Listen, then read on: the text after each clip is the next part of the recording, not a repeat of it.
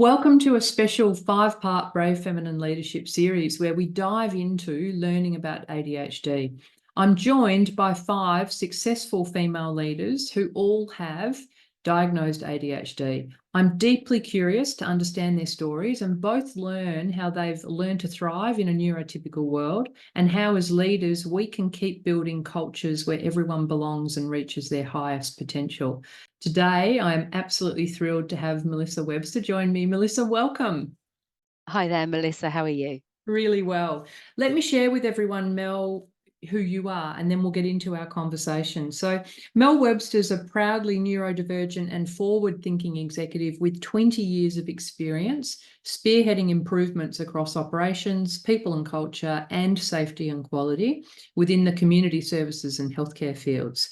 Mel's current role, or one of them, is as Chief Home Living and Community Officer for Melbourne Support Disability Services. Mel is also a non-executive director for several not-for-profit organisations, including chair for the Lab Network, a non-executive director for Brainwave Australia. She continues to work as a behavioural support specialist for individuals and is also the Voluntary CEO for ADHD Australia. Mel, as I said, it's brilliant to have you here with me. For people who haven't had the pleasure of meeting you before, can I ask you to share with us, who are you as a human being? Wow, where do I start? Okay, so I think I start with the basics. So I am a mum. I'm a mum of two, one daughter, one son. My daughter 18, my son 16. He also has the beautiful gift of ADHD like me, and also several differences that encompass that as well. I also, as well, am somebody that spends a huge amount of my passion and my drive, as you can see, doing a lot of volunteer work. I'm really passionate about making a difference to individuals' lives, really passionate about looking at how we can change some of the, I suppose, challenges that people face day to day, not just with disability, but across the board. As an individual, I'm super sporty. I really enjoy spending a lot of my energy, focus every morning down at the gym, spending a lot of time going there, doing my running, my reformer Pilates, and many, many other things, and an extremely social being. So lots of friends, lots of fun time, lots of enjoying people. Fantastic. Wow. So there is a lot going on. And I'm so grateful to you because you and I met. And actually, this is where the whole idea for doing this series came from. And so maybe before we jump into more of your sort of career and history and things like that, why do you think it's important for us to have these conversations? Because for many, many years today, but previously also, ADHD and also other individuals also with comorbidity have always been seen as challenges within the workplace. I know from my career history, it's been fighting an onward battle upwards, trying to prove the difference. I want to show the amazing talents that we bring. I want to show the difference between us being diverse individuals within the workplace and having diversity and what that looks like as being what I see as our super talent. Mhm. Um, I want to make a change in the workplace. I want people to see disability for truly being a strength. I want to actually change that. And I believe that there's so many talented people out there that have achieved so much. Um, the focus that we're having on is females with Yes. ADHD, and that's super exciting. And one of the areas that not many people have done, talking about what makes people successful. What are some of those fantastic things that we bring to the workplace? How can we celebrate that? How can we share some of those fantastic things that we bring within the workspace? So the why is because without talking about it, no one knows. That's right. Everybody seems to talk about deficits. And why talk about deficits? Yes, there's many things that we need to say is our challenges, But gosh, we've got so many more strengths, we've got so many more positives. And I want to talk about all of those things, not just for me, but for the many people that I talk to across the community of ADHD, and those individuals also with comorbidity, those individual differences. Talk about what makes us be able to shine within the workplace, but also shine within community. How long have you been involved with ADHD Australia? Just over a year now. Yeah, fantastic. Okay, so let me get straight to it. When did you receive your diagnosis? How did that all happen? Yeah, so I was one of these, I'm going to say, hidden disabilities throughout my school years. So within school, I was always the one that was the problem child. I always had challenges within the school space. I was always the one that was a little bit quirky, different. I was that one that always could do really well, but never really quite nailed it at exam time. I was always the one that was, talking a lot and lots of ideas, but really had difficulty putting that into practice, had trouble maintaining focus and different things. But nobody really, I suppose, spent a huge amount of time really trying to understand me at that given time.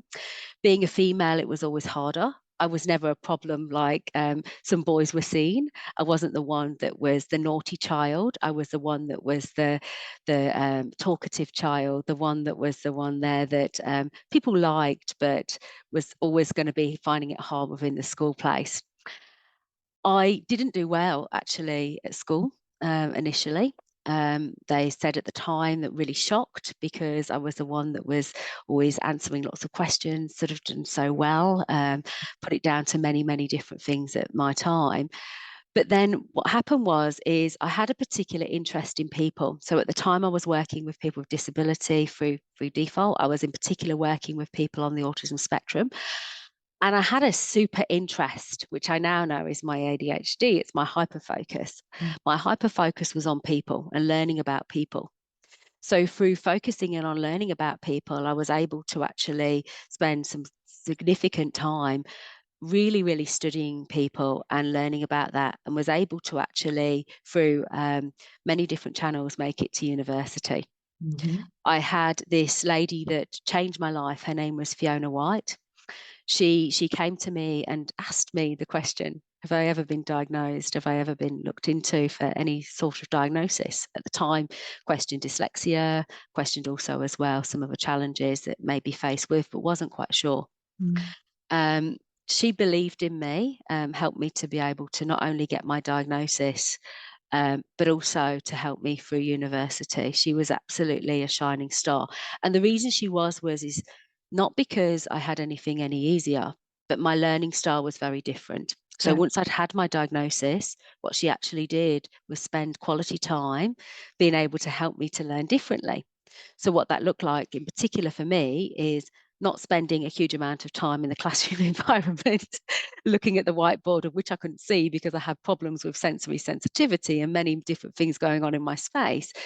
She actually did learning different for me. So she spent quite a bit of time talking to me, asking for me to repeat the questions, going through different ways of learning for me, which was actually by breaking it down into short sentences. And she helped me to be able to introduce lots of, what I seen at the time, smart technology on my computer back in the Stone Age when you had a huge amount of things that was bought in at the time. I called it my special computer. And it helped me through university. It helped me to be able to achieve. And from that point onwards, once I'd learnt about myself and once I learnt about me and what I look like as being a little bit different, I was able to excel because I had a learning style that worked well for me. And it took me 19, 20 odd years to be able to understand that. And as soon as I found out about myself, I was like, wow, I kind of always knew this. Yes. Everyone else said they knew it, but nobody really wanted to say. That's so fascinating to me. I mean, what was Fiona's role? She was a learning support specialist at the University of Leicester. She Okay. was somebody that specialised in the time of working with individuals with differences. She helped those students that were finding it quite difficult. And she specialised at the time in working with those, those learners to be able to help them to be able to look at their individual learning style, and to look at how they could help them to exceed. And if they needed to support to go for a diagnosis or to get tests for anything at all, then could do to receive extra supports, which is what So I did. that's fascinating. So for you, I know you say it took you 19 or 20 years, but actually in the scheme of things, that's a much earlier diagnosis Mm. than a lot of the people I'm talking to Yeah. who've been diagnosed in the last couple of years. So for you, did that then mean you had the chance to kind of kick your career off understanding though? I know you said you already worked in the Mm. sector, but did you have a chance to really kick your career off with a good understanding of what was going to support you the best? Tell me about that. I think in the early stages, it was really actually for me about trying to understand what ADHD and my other differences look like for me. Yeah. Okay, so as most people do, they read. And I read and I was like, wow, this is great, but this doesn't resemble me. Mm. This is very different to me. Um, and for me, a lot of it was learning about how does this, for me, my different disabilities present to me? What does that look like for me? And how can I actually be able to excel, not just in the workplace, but also in my personal space? And that for me took quite a few years. So what I found is I was always very good at spending time and learning about others, but actually learning about myself was really hard. Yes. And coming to terms with also having a disability was very hard as well, because I'm not somebody that looks like I have a disability. So, trying to explain that to people when you're in the workplace and you're not somebody that's obvious is quite difficult, particularly in the workplace, talking to managers and those individuals that are peers. So for me, it wasn't actually until I was in my probably late 30s Right. that actually I started to be able to talk more openly about it.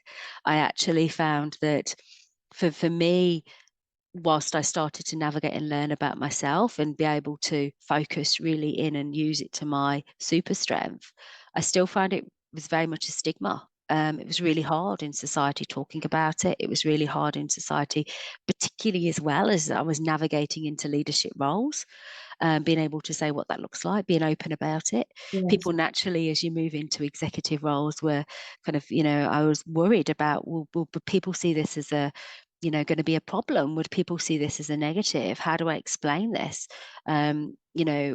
I don't want people to feel that I'm going to be a challenge within the workplace. Yes. All of the stigma that came in community, actually, I became part of the worry of that, until a stage where I started working with more people that also had that worry. And then I thought, well, you know what? I actually want to change this, because it's actually a positive. If we use our super talent and actually look at how we can use this as a strength and talk about it as a positive, it no longer becomes a stigma. Mm. And then the more that I do that and the more that I brave that and I have those courageous conversations, my colleagues around me are going to be able to do that too. Later on in life, I found out obviously I had a son with ADHD and I needed to be a great role model to him too. Mm. And now he proudly talks about his ADHD and his other disabilities as well. Right. But it takes a long time to get there. So that interests me in terms of, do you think there is still a stigma attached, or is that different generationally? And I want to throw into that as well. I mean, one of the wonderful leaders that I've spoken to in this series used to work for you and told me that you were the first person she told, and how important that conversation was. So I've wrapped a whole lot up in there. I'm going to hand over to you to tackle that Mm. any way you want. Yeah, look, I think I'm a big believer of, if you can be your unique self and you can talk proudly about who you are, then other people will share their journey, whatever that looks like for them. Yes. So for me, being able to talk proudly about my disability, being able to talk proudly and openly, today, Yeah. to many, many people for a podcast. Before that, back in the day, just to my team or to one person, it it took a lot. But the more that you do it, you actually learn that people around you are more willing also to talk about themselves. And the more that you can actually celebrate the differences that people bring, within your team, you hold a stronger team. Not only is in people feeling more comfortable for them to talk about themselves and be able to be themselves, but actually, as a team as a whole, people feel comfortable within the workplace or comfortable within a friendship circle. So for me, the first conversations formed many conversations. And my first conversation was very difficult. I remember it really well, kind of braving it up and how do you come out with this? What does it even look like? Yes. But what it has meant is that within my workplace, and I look now and I look at Melbourne Support as an organisation. When I first came here, nobody really had the confidence to be able to talk about their unique self. Maybe one, maybe two.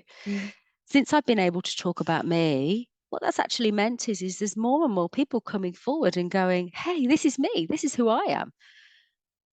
And people feel confident to be able to say about what they need to be able to help them succeed. Yes. We all succeed in different ways. So the more that we're able to talk about it, the more that we're able to achieve in the workplace, the more we're able to feel safe. So yes, the colleague that you're talking about, Mel, I know exceptionally well. And she is so smart, was somebody that I looked up to and still look up to. And you would never believe that that conversation was a difficult conversation for her, but it was. And for somebody that holds a huge amount of confidence, to be able to have that first conversation and to be able to come out is a huge achievement. For those people that lack that confidence and to be able to really drive that conversation, it's being able to capture those individuals too, to be able to go, hey, we create this safe space for people to be able to talk, whether it be within the workplace, whether it be within the community, wherever that looks like to each of us, but to be able to celebrate who we are. And then with that, what we will see is a fantastic change, and stigma and all of that negative stigma will turn actually into talking about the positives that individuals bring, and people will feel more comfortable, not only just at the interview stage, but every walk of their life to say who they are. What do you wish, when you think of that experience for you, the completely different, although still challenging experience for the colleague we're referring to? It's Rebecca, and Rebecca mentions it by name. We talk about it in the conversation. What do you wish? I mean, you're educated in this space. You had your own diagnosis. A lot of leaders won't. What is your hope that how do they respond when someone is brave enough to come and share uniquely the situation for them? Look, I think for me, I believe that diversity is beautiful. And it isn't about, does somebody have a disability? Does somebody not have a disability? Does somebody come from this community, come from that community? To me, is every person that you're working alongside, whether you're a leader to them or not, indirectly, it's about learning about each individual. So if you spend time learning about a person and have a genuine interest to learn about that person will be able to not only communicate about themselves, sometimes people don't even know about themselves, but No. what you will be able to do together is to be able to learn about each other, to be able to achieve something which is successful. So I think that what leaders sometimes don't do is just give people the time, give people the respect to be able to listen and learn together. Look together at how you can work together as a team to be able to look at how you can get the best out of each other. Leadership is not it's not a one way, it's a two-way process. And that's what people forget. So, learning about each other, being able to celebrate how you can work as a team together as two, but then as 3, 4, 5, 6, whatever that looks like across your whole team, to be able to make that difference. I think we spend so long trying to look at, I'm going to say a disability is an umbrella. And if I look at me when I first got my diagnosis, what did I do? I went out then I read every single thing I could possibly imagine. Okay, Melissa has ADHD, Melissa has dyslexia. What does this mean? Sensory sensitivity. Oh my gosh, I got all the books out and I read and I read and I read. Then none of these look like me. Then what I had to do is I needed to pick the pieces of the puzzle there to be able to make me. This is what this means and looks like for me. Mm. Then what I did is then I learned how can I then share that with people? And then how can I do the same with each person? So we all come with our differences. And every time I have a conversation, I'm learning about that person. Yes. And through learning about that person learning about me, we're able then to be able to work well together, whether that be within community or whether that be within the workplace. And I actually think that we need to spend more time looking at everybody is unique and individual and learning about everybody individually as opposed to focusing on what I see as a label. I Yeah. think it's important for some purposes. And for me, having a diagnosis, there has been some purpose to that. And I think it's really, really great. But I also believe the minute that I got it, I actually had to learn about myself. Yes. So all of this extra pieces came.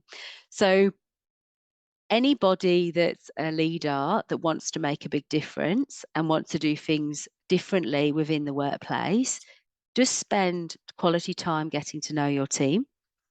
That's not going to come overnight. Might not come in a week, 2 weeks. It might not even come in a few years. But the more time you spend learning about a person and adapting your styles together, you'll be able to get great outcomes and achieve whatever that looks like as your end result in the workplace. Brilliant advice. You mentioned earlier super talent, and I know not everybody warms to that idea Mm. in terms of the super talent. And I'd love your reflection on that. But also I'd love to understand, how did you find yours? I suppose I didn't. It found me. How um, did you recognize that that's what it was? Oh, hang on a minute, this is my super talent. I think I'll probably go to two things. First of all, if I go back to the first piece, is why do some people warm to it? Why do some people not? I think it's because what comes when you spend a lot of time being very good at something, they also becomes a difficulty in other areas. Okay, so with a super talent becomes then challenges in other areas because we're all not good at everything. Yeah. And that's okay. But what I would say is that for me, my particular interest, and anyone that knows me will say, oh gosh, she's a workaholic. She works too much. She's got all these things. And I go, well, not really. If you enjoy something that much, it actually doesn't become work. It becomes fun. So therefore, it becomes a bit of a hobby. Hence why I have so many volunteer pieces. Yeah. For me, I didn't actually realize. I didn't realize until actually somebody brought it to my attention, because what was happening was I was spending a huge amount of time learning about people and I was really interested in people. So what that would look like is, for me, is learning about people. Most people would, for example, maybe read a couple of books, or they might learn about a person and get to know that person, ask a couple of questions. They may go away and do a bit of study. But for somebody that has a hyper focus, they actually can't put it down. So what it actually looks like is it becomes your life for a very, very, for me, long period of time. So I don't watch TV. I don't actually I do reading, but when I do reading, it's actually about my focused area. I don't do a huge amount of other things that fall outside of what people would class as their, other social things. Other than, for me, I will spend time with friends, and often when I do that, I even still talk about my hyper focused People. area. Yeah. So it's my thing that I do. And it was actually a friend of mine that brought it to my attention after, talking about all of the things and everything else I do. And she said, have you really thought, this is actually why you're good at what you do. This actually is your thing. If you not actually thought about the fact why you don't watch TV in the evening when most people do, if you not thought why you don't sit down and you're kind of constantly obsessing over this and needing to learn about it, and every time something comes out you have to get it, obsessively and get more of it and all of those different things. I was like, no, I've not actually really thought about that. And then after thinking about it, I was like, oh my God, that actually makes sense. Of course it makes sense. So sometimes the obvious is not so obvious, even if it's there. But for me, what I would say is the reason I call it my super talent is because without my ability to be so interested in it, I actually wouldn't be so good at it. So my interest in that particular area and focusing on things, if I have that hyper focused I suppose, thought process on a particular thing, I look at it and research about it over and over and over and over again, not just through journals or books or whatever, but actually through asking the people. And I observe and I observe and I observe and I observe, until the point where I go, okay. And I'm always trial and testing with those different things, and I just don't stop. So some people would say is unhealthy, if you use it to your advantage, it Works doesn't for have you. to be. It works for me. What I Yeah. do have to do, though, the disadvantage about it is it can take over your life. Yes. So it can actually come into and creep into things like family time and all of those different things, to the extent where people say, yes, actually, this is where it does become a problem. Because what it does mean is sometimes, previously I'd have to be reminded I've got to pick my children up from school or various things like, oh my gosh, how can I ever forget that? And it's because my focused brain had totally forgot about everything else that was going on around me. So now I've learnt, I have my beautiful phone with all my alarms going on and various different things to remind me of critical things happening in my life. And you have workarounds. Yes. So, those workarounds for me work really well now. But and I can talk to people about that now because I've been through that journey, and I've worked with many, many different people as well who have sometimes similar but also different workarounds. Mm. So, you have to learn about what works for each and every individual person. For me, it's quite unique for me. But now I know what works and I know what doesn't work. And I also know when my hyper-focused area is getting a little bit too strong and I need to pull back a little bit. And it isn't easy to do, but it is something over a period of time I know that I have to do that, because if I don't, then I can burn out. Yeah. So it's this balance constantly. I mean, there were so many things I asked you because I don't pretend for a minute to have any expertise in this. But, even a simple thing about, I think I used the term neurodiverse. Mm. And, you were wonderful in, and I asked for it. I said, please pick me up if I'm saying things that, don't sound right. And, I just remember you saying something really simple to me about we're all neurodiverse. We're Yeah. talking about people who are neurodivergent. Yes. Tell me, if there were two or three things that you wish everyone knew or understood, can you answer that question, what they would be? Ooh, I think that, we often talk about people being individual, but in society, what we do is we still label people a lot. Mm. Now, I can appreciate that there is a reason for why we need to do that, and I'm not saying that that is as a negative. But what I would say is that we should focus heavily on true individuality, because we are so individual. Mm. And when somebody sometimes has a disability, people get grouped. And I still really, really believe that we do that a lot. Yeah.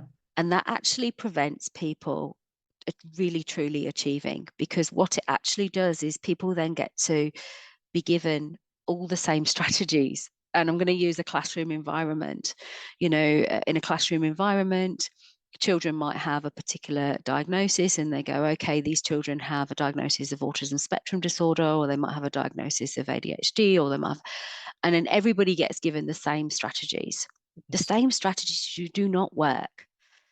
When we're talking about in a workplace, how do we be inclusive? What Mm. does inclusivity look like? Mm. Inclusivity is to create a situation where everybody is able to be unique, everybody's individuality is truly appreciated, and what we're not doing is grouping people.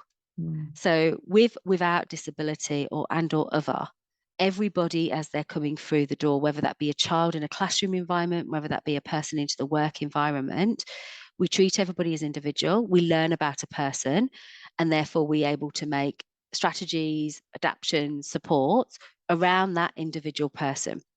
Now, where I believe in a workplace, or whether it be within a school environment or other, we go, I'm going to say go wrong, okay, Yes. is that what we do often is we talk about an inclusive environment, But yet what we do with the inclusive environment is we put things in place where people have to say, hey, I have a disability, so therefore I use the ramp. Hey, I have a disability, so therefore I'm going to need basically not to be able to use the whiteboard because I actually can't see that because of my sensory sensitivity. You know, it creates this situation where people actually are not included because they actually have to call out that they have a difference. So a Yes. true inclusive environment is to create an environment that everybody feels comfortable within. So you do not have to talk about your difference Yes. unless you truly want to. And therefore, then it's something that you are able to talk about at leisure, not because you're actually pointing out, I need to use that To because I get actually what you differently. need. Correct. Yeah. So for me, one of the messages for me is about whether you're in an education environment, whether you're in a work environment and or other, think about the person. So everybody that walks through the door, truly work with that individual. And then sooner or later, we'll be creating safe environments where people actually have true inclusion. We're Mhm. then not being in a space where we all have to have one or two things put up, or, you know, in an organization, a couple of policies that do a few things and then organizations think they're fantastic at it. No, sorry. Yes. Actually, let's just go to the basics. It's so interesting. This whole conversation is so interesting because I know working with so many leaders, and particularly a lot of first-time leaders as well, but organisations more broadly, there's a real concern about doing things sometimes because it's going to create a precedent. Mm. You know, I can't do this for you because then everyone will want it. I can't do this for them because then everyone will want it. And, you know, I just think it's this whole conversation is no different, regardless of what it is people need to feel included in the environment. And it's not being afraid to get to know and understand that individual and create something that's personalised and individual to them. And Um, it's about being honest, Mel. So for me, it's about when you create a relationship with a person, a genuine relationship with a person. Now, I can't do everything. They can't do everything. But what we can do is work together on a strategy that is going to help us to be able to achieve whatever that looks like. So I think people believe there's I'm going to say, oh, a worry factor. Oh, I can't do that. And therefore, what does that look like? It's okay.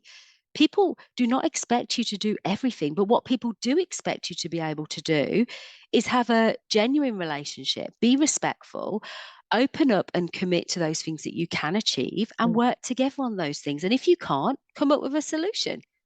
That's it. females, and our series here is females. Underdiagnosis. I mean, let's talk about that. Yeah. So look, I mentioned earlier about my upbringing as a female, and I think, you know, from what I know and from the research, but also what we know from a huge amount of our community of females with ADHD, is females often present different. Okay, so if you can imagine, back in the day and still today, ADHD has often been stereotypically known as boys in a classroom environment that present with problem behavior. Mm. Okay, so those young individuals, those boys that are a little bit boisterous, are those individuals, if you can imagine in a classroom environment, throwing things or hitting out at things, Disruptive. etc. It's a stereotypic view of what people see with individuals with ADHD. Mm. What actually isn't often thought about is for those individuals, those female individuals, that actually are those social individuals, that are those individuals that have a huge amount of, you know, social connection with people. They're constantly on the go. They might be the ones with the inappropriate conversation, but they're talking, lots of things happening, all the inattentive sides. So those individuals that are not creating problems, they're the ones in the corner, the ones staring out the window, Mm. those individuals that are disengaging, they're not causing problems within a classroom environment. So therefore, because they're not causing problems, or they may be presenting with, I'm going to say, female typical behavior. So, you know, when you've got a female and they're chatting and they're the ones Yes. that are out there with all the friends and everything else, they're the seen as the ones that, oh, you know, that's a typical female That's behavior. them. So therefore, they're not picked up. Mm. What people are not looking for is those subtle cues. So for many females, the subtle cues, for example, yes, because you're having lots of conversations doesn't necessarily mean the conversation is always appropriate, Mhm. because sometimes you're not always picking up on the social cues. Sometimes, for example, with the females, they have lots of different friends. Having lots of different friends sometimes isn't always a good thing, because what that can sometimes mean is you can't actually hold down stable friends. You've Right. got lots of friends, but you actually don't have the one or two really good friends. And why sometimes females with ADHD, and I have this tendency, I've learned over the years, but it still happens in my workplace a lot, is actually interrupting people. Yeah. So, I'm the one that interrupts. I'm the one that, I finish people's conversation, all of those different things. So they're not the behaviors necessarily that they're really obvious behaviors that people pick up and go, oh, maybe that person has a disability, or maybe that person has an ADHD diagnosis. Maybe that person maybe needs to look at this. They're the ones that are often missed. So females actually are not often being diagnosed, because not until recently have we started to be able to identify the differences with males and females. Now it's becoming more known, and more females generally, actually, through the ones that we see within our community, is because our children have actually had a diagnosis. Right. And then people are going, okay, so actually here that, there's potentially a hereditary link here. Let me have a look. People will come and say, have you maybe questioned yourself? So lots of people we see within the community have had a diagnosis because they see their family, their Right. child, or their loved ones actually having a diagnosis, and then start to see some common characteristics themselves and go, oh, maybe actually it might be worth me going for a diagnosis. Or in other females, it actually gets characterized as a secondary diagnosis. So females sometimes of initially being diagnosed as having mental health, sometimes depression, sometimes anxiety disorder as your primary, and then later on in life actually being seen as those individuals that actually have got ADHD, Mm. and also as well some other associated challenges. Wow. Okay. So is is research catching up though? Like, if you go now to a school environment, is the research well enough understood that people would be picking up on the different cues, do you think?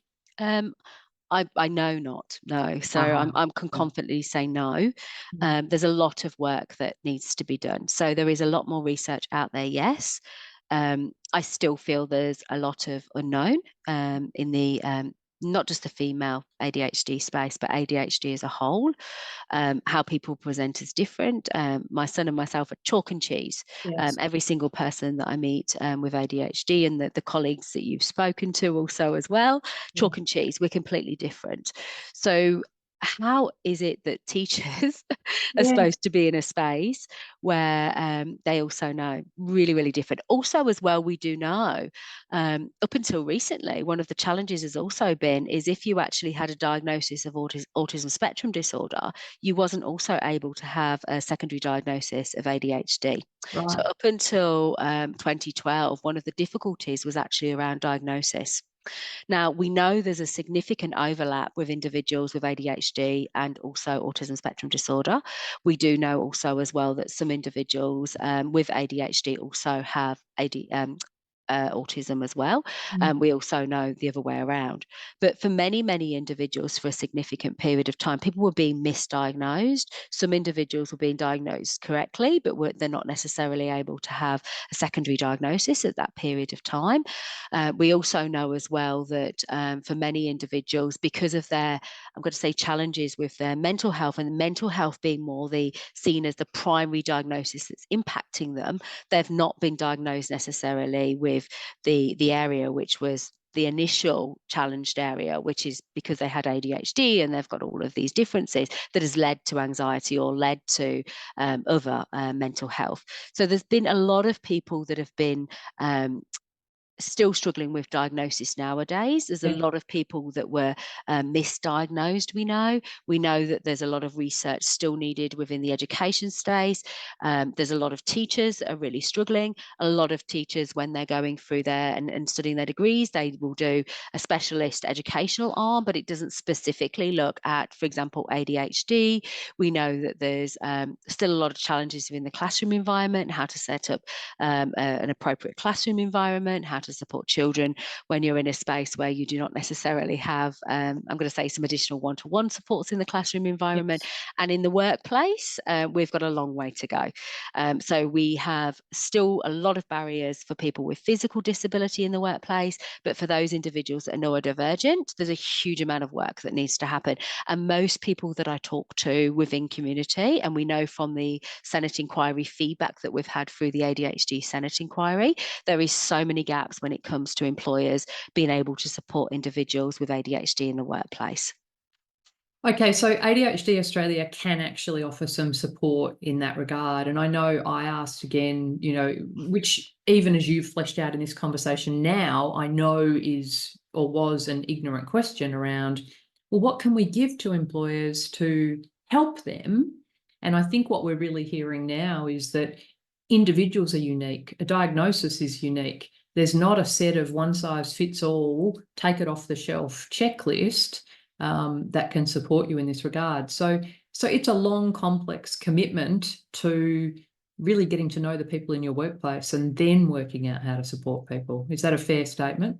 I think yes, it is. It's a fair statement. I think it's, the keys to success is, I'm going to say, when you're looking at recruiting people, the keys to success is to be able to create lots of opportunities where you can capture a large audience. Okay, so you're not going to get it right for everybody, but it's a safe environment where people can pick up the phone or people can email in or communicate in whatever shape or form they want to be able to ask questions. Yes. People feel comfortable when they know that they can go to an organization, whether that be at the recruitment stage, whether that is, in your interview, whether that's you've been employed and you've been successful. It's about having those conversations. There isn't a one size fits all. It's absolutely beneficial, like it is for anyone learning. We need to learn as a starting point. Yes. But once you've learned, what I would say, it's one building block to a house. Okay. And it's never forgetting that. Okay, so you have your absolute one building block, you create your foundation, that's your baseline for learning. After that, everything else comes from the person themselves and working individually with that person and adapting things to them. Okay, so the baseline knowledge then, where can people get that? So baseline knowledge can be found in lots of different places. The ADHD website, so ADHD Australia, on our website, we have some baseline information that people will be able to get from our website. Also, as well, if people want some more information, they can email in on our email as well and ask for further questions. We've got lots of fact sheets and information that we can send out to people to give people baseline information. On the basics of ADHD, finding out about diagnosis, finding out about the organisations that can also offer some supports. And again, it's really, there's some hints and tips on learning about a person. How do we learn about individuals? How do we get the best out of people, whether that be in the workplace or the school environment and or other? Amazing. I was going to ask you about resources for people, so you answered that in that question. So if there are people out there who have recently had a diagnosis and they are wondering, how do I go about disclosing this? Should I? What do I do? What do I say? What would you say to that group? Look, I think everybody is unique and everyone's different. And the reason I say that is because disclosure helps some, not all. Okay. And the reason I say that is because I always ask the question, why are you disclosing? Okay. So some people, they're disclosing just because they've built a trusted relationship with a person, they're having a conversation. It's a simple conversation that just comes out as a natural flow. Perfect. That's absolutely fine. You've got the other group of individuals that are disclosing because they're needing to be able to tell somebody, to be able to get something to help them to succeed within a particular environment. Okay. So if the telling somebody is going to help them to be able to achieve something and the organisation to achieve something, whether that be organisation in the school environment or whether that be in the work environment, then it's a good conversation to have. Okay. The best way to do it is to practice. Okay. So you need to ask yourself the question. So first of all, what am I going to say? Practice what you're going to say and practice what you're wanting to achieve out of that. Okay. So for example, if you're somebody in the workplace and you're having a conversation with your manager, what are you wanting your manager to do with that information? Yes. So Good if you're going to question. go in and say to your manager, I've got ADHD, that may mean nothing to your manager. Your manager might not even know what ADHD means, not only to you, but also in a broader context. What are you wanting to actually get from that? So it's looking at, if you're going to have that conversation and say, look, for me, and I'll give an example with my manager. So my manager, Hayley Dean, had a conversation with her very, very early on. Okay, I have sensory sensitivity to lights, and in certain environments with fluoro lights or with a lot of bright light, I cannot focus to the point where I feel really sick. I'm get quite, in those environments, I shut down. It's quite uncomfortable. So I had a conversation with her very, very early on. So I disclosed my disability and I said, this is what that means for me. Yes. It means in this environment, I really struggle with this particular lighting. So therefore, what that looks like is if I can, I'd like you to be able to support me to have that conversation with my colleagues to turn the lights off, to be able to have a look at how we can have some adaptations, for example, not have fluoro lighting where we possibly can, all of those basic things for me that works really well for me. So, and there's many other examples as well where I could actually go with this and give a solution here. Now, if I haven't got a solution, and this is really important. So if you need to tell people the challenge, but you're not quite sure of what the solution is, you also then might have a conversation with your manager and going, look, I have got ADHD. It's actually a new diagnosis. And I'm actually learning about what it means for me. So what I'm asking for right now is just for you to bear with me at certain times and let me help you to be able to understand what ADHD looks like for me. And if you see something too that you think actually might be beneficial, we have that conversation together. So sometimes it's a two-way conversation for those people. And other people, what I'd say is, if it doesn't impact you, it doesn't impact the environment, then absolutely you do not need to disclose if you choose not to. No. So there's different variations of it, and you need to work out for you, if you want to disclose, why are you? Is it important? Who are you communicating it to? Just because you're communicating it to your manager doesn't need to be you communicate to all your colleagues. It might be that you communicate to some colleagues, not others. Me, I'm very open now. I communicate to everybody, and I'll also be quite direct if I say, okay, if I butt in, please tell me. I don't mean to. It's just part of my job, but I would like you to help me to understand that actually you butt in the conversation. So can you hold off a bit, Melissa? Stop getting too excited, let other people talk, because that helps me too. And then I'm learning about what I need to do. Brilliant. The final question, you and I could talk for such a long time, but the final question I have for you today that I ask everybody is, from your perspective, what does brave feminine leadership mean? And do you think that needs to change? Oh,